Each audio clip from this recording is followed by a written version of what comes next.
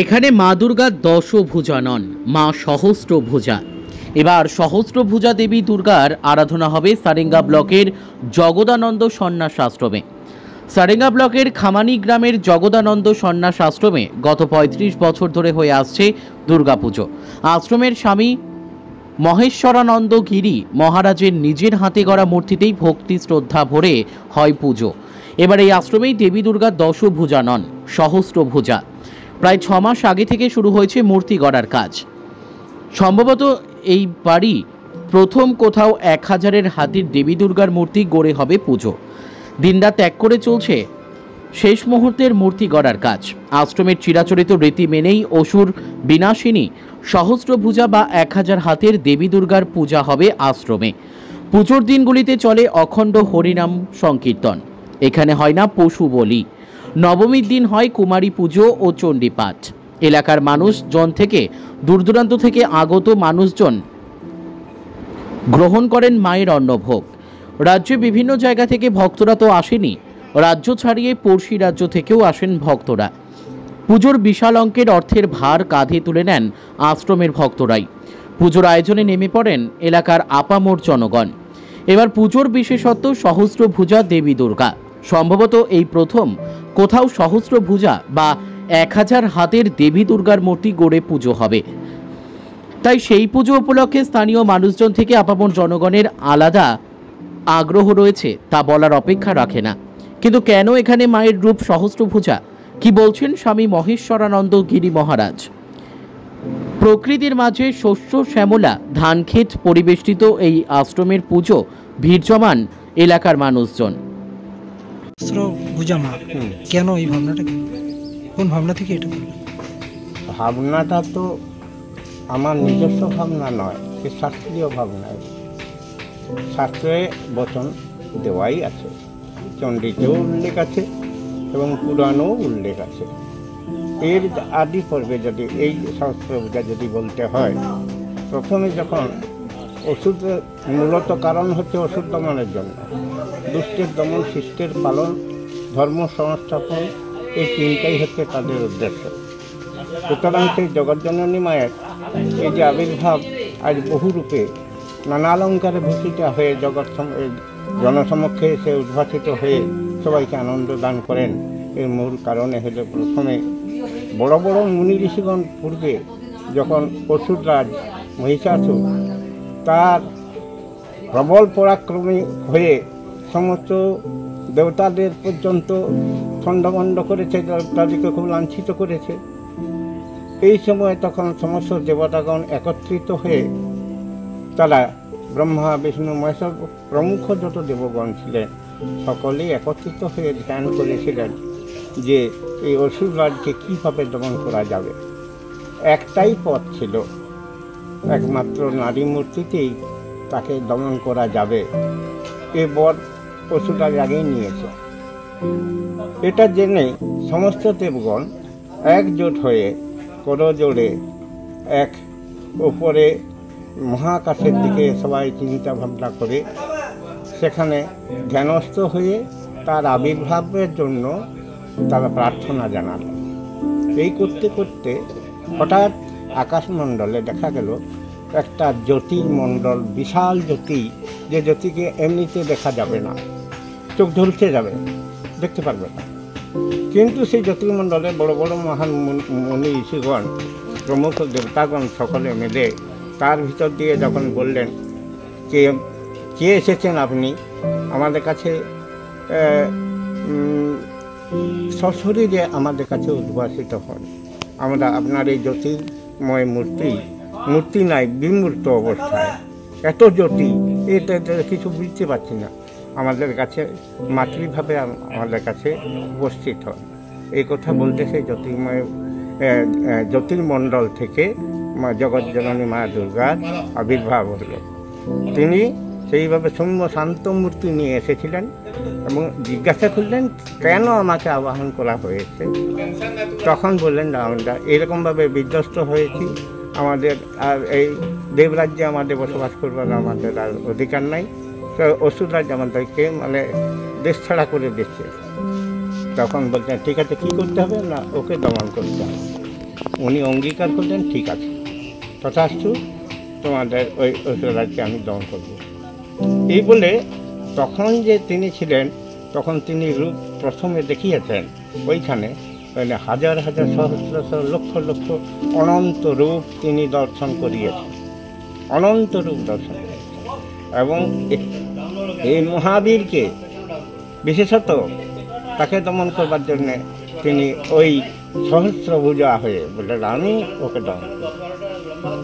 এই যে রূপটা, এটা শাস্ত্রীয় বর্ণিত আছে। আর এমনি কি বলবো, এমনি বলতে আমার ইচ্ছা জাগে না। কিছু কিছু অভ্যন্তরীণ আছে তথ্য কথা, সেগুলো জনসমক্ষে এগুলো বলতে মন যায় না। তবে যাই হোক, মায়ের ইচ্ছাতেই হয়েছে, উনি করতে বলেছেন এইটুকু জানুন, যে তার নির্দেশেই আমি করেছি। নিছক নিজে কল্পনা প্রসূত নয়, বা নিজের ইচ্ছায় যে করেছি তা করে যা করছি তার ইচ্ছাতে করেছি। এই মূর্তি করতে কতদিন সময় লাগছে? এটা 3-4 মাস হয়ে গেল। কখন জ্যৈষ্ঠ মাস থেকে শুরু করেছি, জ্যৈষ্ঠ মাস থেকে একবারে কন্টিনিউয়াস চলছে। তা প্রত্যেক দিনে 20 জন 25 জন করে সব মানে কাজ করছে।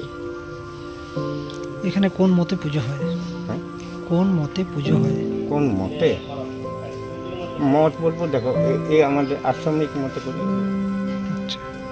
আমাদের আশ্রম। পুজো উপলক্ষে কি কি হয়? হ্যাঁ বলুন। পুজো উপলক্ষে কি কি হয়?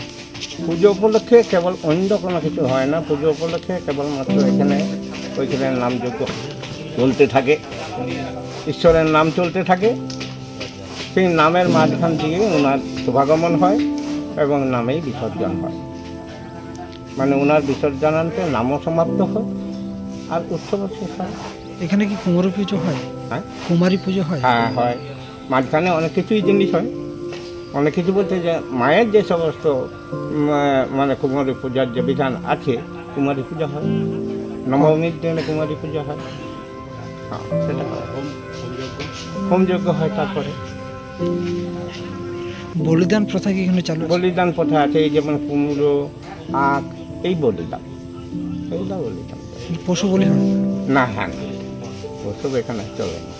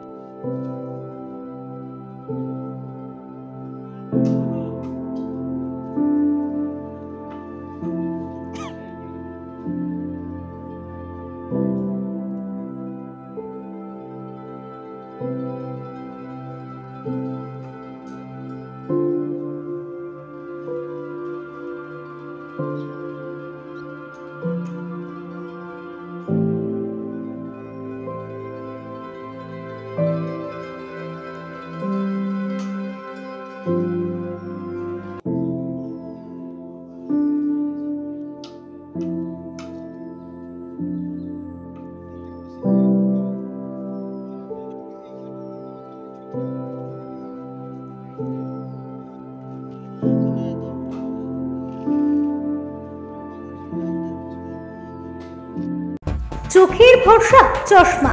ঐতিহাসিক শহর বিষ্ণুপুরে চশমার জগতে আদি ও বিশ্বস্ত প্রতিষ্ঠান নবরূপে সুসজ্জিত দত্ত অপটিক্যাল এক্সক্লুসিভ। এখানে পাবেন বিভিন্ন নামি দামি কোম্পানির ফ্রেম, লেন্স ও সানগ্লাসের বিপুল সম্ভার। মাল্টি ব্র্যান্ড অপটিক্যাল স্টোর, ঠিকানা রশিদগঞ্জ মিলনী ক্লাবের পাশে, বিষ্ণুপুর, বাঁকুড়া। Mobile number 9474620413। অভিজ্ঞতাই শেষ কথা।